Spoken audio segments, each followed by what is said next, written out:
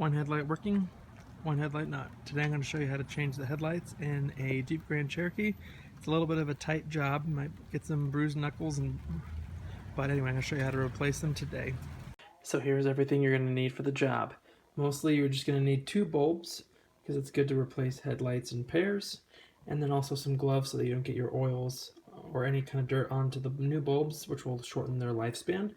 And then for specifically the driver's side, you will need a screwdriver, a ratchet, and a 10mm socket, and I'll show you why as we get into the video, but those will help you get better access to the bulbs. Lastly here, I'm going to show you the part number of the bulb. So it is a D1S bulb that comes, and there is the old bulb, and yeah, I'll let you pause the screen in case you want any of that information, but basically what you're looking for when buying a replacement is that it's a D1S bulb. And I'll link everything in this video that I used in the description box below. Let's jump into it. Alright, to get access to the headlights, we need to go underneath the hood. So come in underneath your driver's side, pull the hood and release, and come over to the front of the car. Swipe your hand underneath the Jeep insignia. You'll feel a little lever. Push to the right, or to the left I guess. And now we can get access and change the headlights.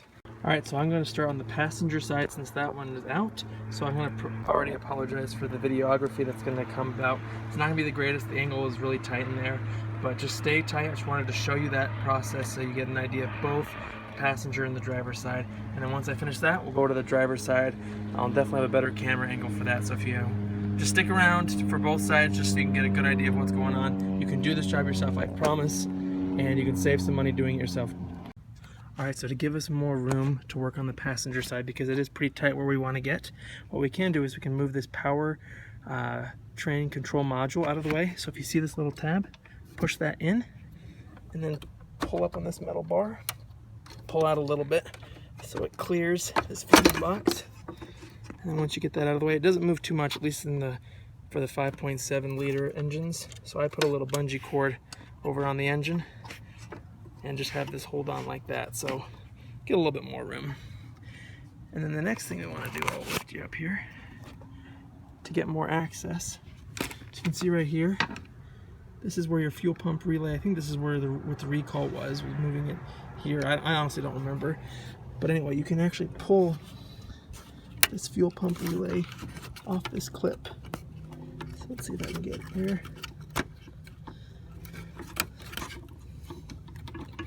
Give it a wiggle. Okay, just like that.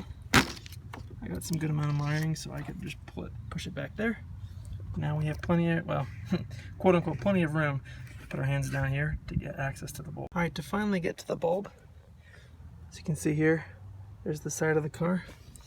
If we go in, so it's not this one, but right there, that black cap, you can just pull that off. It's rubber, it's pliable, which is nice. You can get it all around, different wiring and such. But all you gotta do is pull that thing off and then just squish it with your hands. And just like that,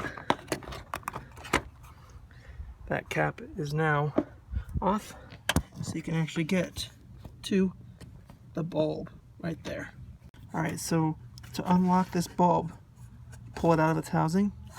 There's this little plastic black retaining clip that needs to be pushed counterclockwise. So just want to push that down, put my hand in the way, just push that down, and now we can pull that bulb housing straight out.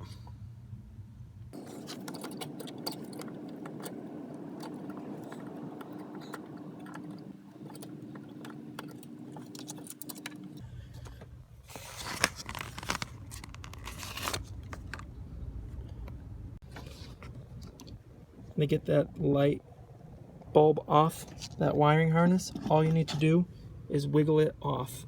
And sometimes what might help is putting a flat head screwdriver underneath the wiring harness and the screwdriver between them, and then just gently pushing up.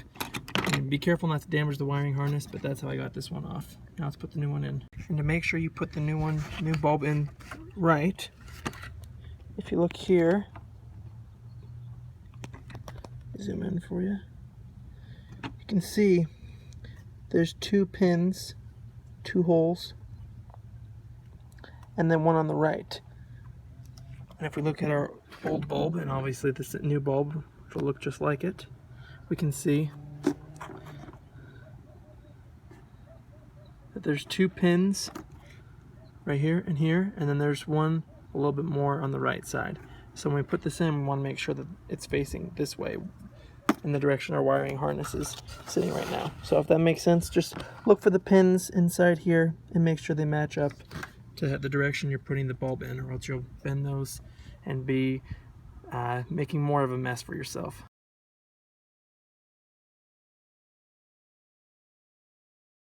Wheel well, so you can see there's this plastic cover. Right, so what you do is you just turn this, comes right down. As you can see, there's 2 notches here and here. And then if we can see, I'll try and make sure you're wearing clean gloves for this, because oils from your hands will shorten the longevity of the bulb if you touch the bulb. So try not to touch the bulb with any grease or dirt, which is why new gloves are always a good idea.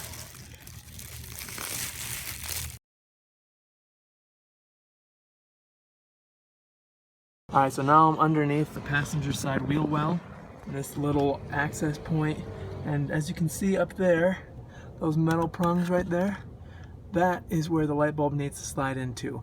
A little bit of an update. So there's the front of the bulb, there's the back, and I'm just about to push it into those metal prongs.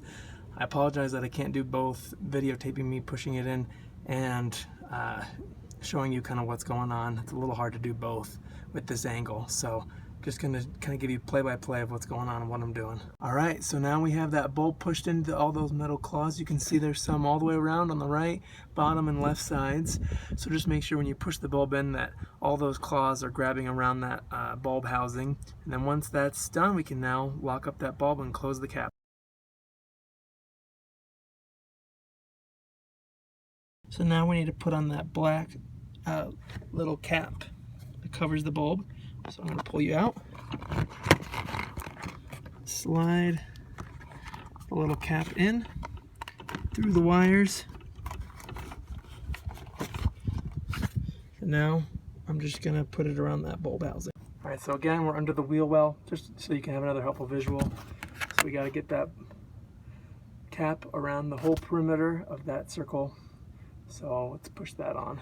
And so that's another reason why it's nice to use this little cover through the wheel well, is you can just make sure it's all the way around that cap on the socket. So that's good. And if you ended up needing this little porthole through the wheel well, all you have to do is slide in the 2 pronged ends there.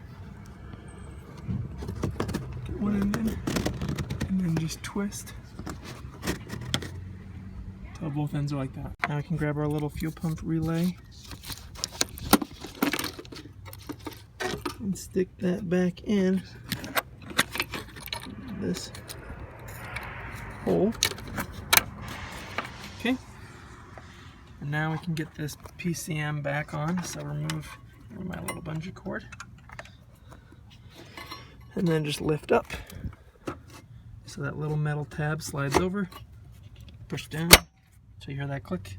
Now we're good on this passenger side. Now let's test how it'll work before we go to the other light. Just gonna use my key, unlock it, and beautiful. To get to the driver's side light bulb in here, we'll need to take off this intake tubing. So we'll need to do that. If we come around right here, see one clip here and another clip right down here. That now gives us access to the air filter. Now what we'll want to do is take off this intake tubing here, breather tube, and now right here we have this airflow sensor. You can see that. We're to unhook this, so push in that little tab and then slide it off. Okay, and now we need to take off this 10mm bolt and then loosen this hose clamp right here.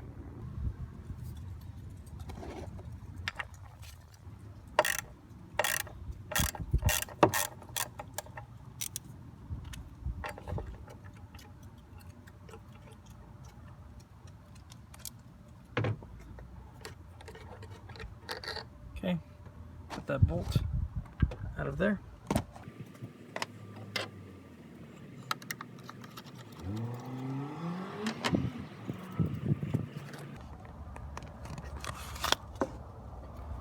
Alright, now we can get this off the throttle body there and just kind of wiggle this top of the box up. Okay, once we have that top of the air filter housing, you'll just need to slide it out. There's two little tabs, as you can see there, on the top of the air filter box that you need to slide out of here and here. And once you do that, you can push that top box over and pull that whole assembly like that out. Now we can remove our air filter, put that somewhere clean, and remove this bottom of the box. Okay, so now we want to remove the bottom of this box where the air filter sits. So it just has some grommets, you can see right there and there. That just all you have to do is pull this out. And then also this is where the air kind of comes into the end, comes in. So what you want to do is take off, there's this little Christmas tree clip right there where this weather stripping is held. Just want to either remove the weather stripping from that clip, which has already done for me, or you can push the clip from the bottom and then get this weather stripping out of the way. And once you do that, you can just pull up on these grommets like that, and then just try and move it outside of where you're working.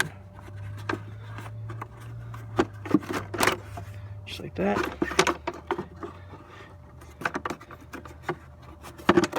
Okay, now that's out of the way. Now, this probably looks very familiar. Let's see where my hand is. Now we gotta get this little boot cover off. So just grab it, pull it towards you.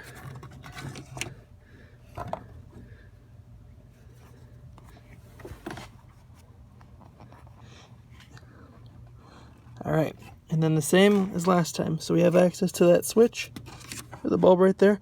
So now to unlock it, push up on that black little wing right there, and now we can pull the bulb out.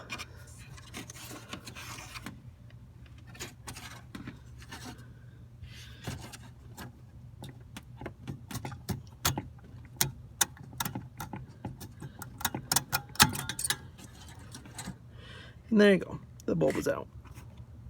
Alright, since this bulb is good, I'm not going to replace it, but just as a reminder, all you need to do is pull this bulb out from the wiring harness, just wiggle it out, and then once we put it back in, we're going to just put it into those metal prongs right there.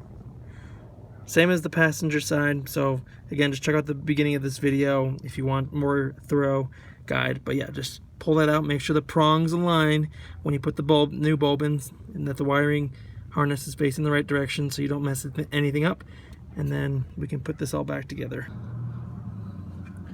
Alright, so I'm going to put some gloves on just so I don't touch this bulb.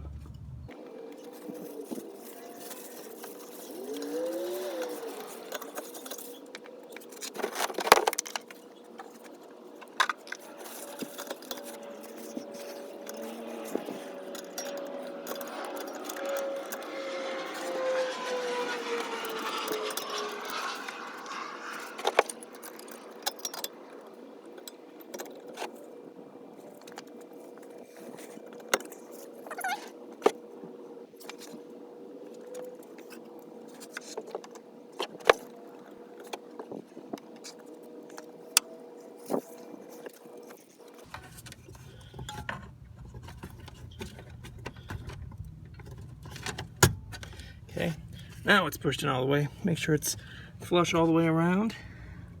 It's looking good. And now we'll just push that lock ring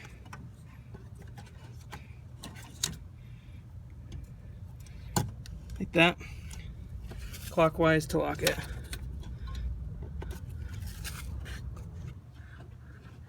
Alright, now we just need to put on that protective boot, the cover that goes over the light.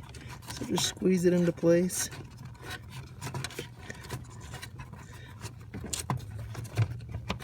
And then just push it over.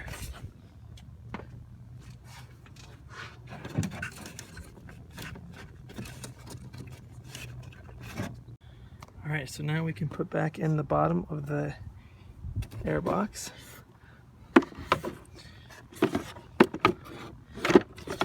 Push it down into place. Let's put this down a little bit more.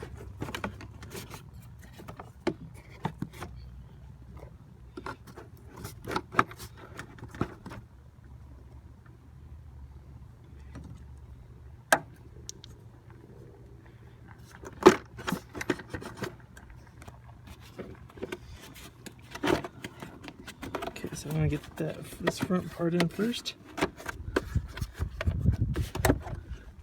And now we can push these grommets in through the holes. Close the clips here. As you can see, just got to straighten it out and push it down. Push down. And you'll feel it seat. Good. Now we just want to get this clip on here. Hold that weather stripping in. Now we can put right, that's secure. Put the air filter back in. Make sure it's flush around the bottom of the filter box. And then now we can get our whole intake assembly back over here. First things first is I'm going to put this cover on to the throttle body, push that in, and then come around again, the air filter box, and then we're going to need to get these tabs right here in first. So angle to cut that cover of the air filter box up and push those in just like that. And in down there, like that. And that should be firm, so we can push these clips back on. I'll hold this filter cover on. Okay, so that's all come in. Put this breather tube back on. All right. Now, don't forget to put on your air sensor here, or else we got check engine light. Ask me how I know that. Now we just need to tighten up this hose clamp and put in this 10mm bolt. And before we, I guess, tighten the last bolt on the intake, let's check, make sure that light works. Great.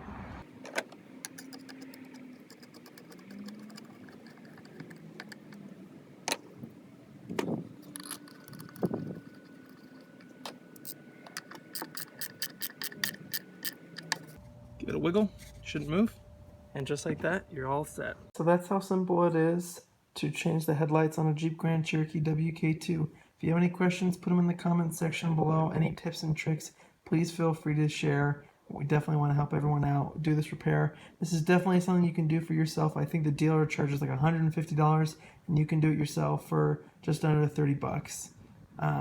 So another thing that I just wanted to show you is if you look in the repair manual, not that little manual that comes with your Jeep, but the actual kind of thicker manual, and you can find it online. If I might share the link where I downloaded mine in the description box below. But as you can see right here, these HID lamps that we changed, this is the part number. So you can see all the bulb types that you need from this repair manual. So it's kind of nice to have. Anyway, if this video was helpful, give it a like, subscribe if you like content like this, and thanks for watching. I'll see you in the next one.